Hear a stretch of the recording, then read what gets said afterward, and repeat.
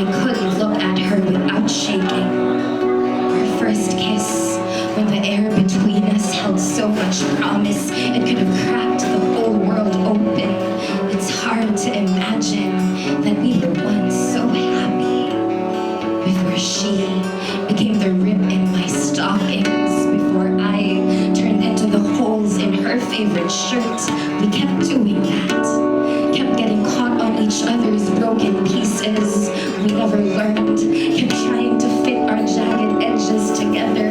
Kept calling that love. Kept naming it forever. Kept trying to water the garden that bloomed behind our home, even when nothing grew, except a certain kind of flower, the color of clotted blood.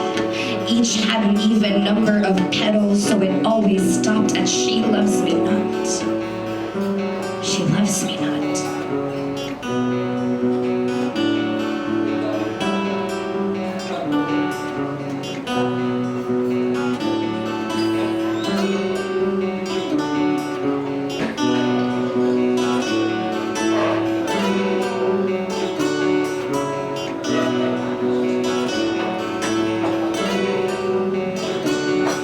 Here is our secrecy, our impending separation, the awkward silence that bounced back and forth the dinner table. I just wanted salt, but the shaker sat right in the middle of her betrayal, so I seasoned the steak with her quiet. I still kissed her goodnight. Her lips were not as bitter as they should have been. Here are memories of better times when we didn't care about the stairs, those judging eyes as round as fists, so usually banged against walls, trying to figure out who we were and where we belonged, how we found ourselves in each other's arms. All those years, we turned our sheets into an ocean, our bodies floating, our senses crashing like waves against our desire. I read my future in the lifelines of her palms. Our tongues became compass needles, our bodies maps, and we loved each other so hard, our voices faded into rasp. All those nights I spent memorizing her scent, and I swore I could find her in any crowd blindfolded. I think I still could.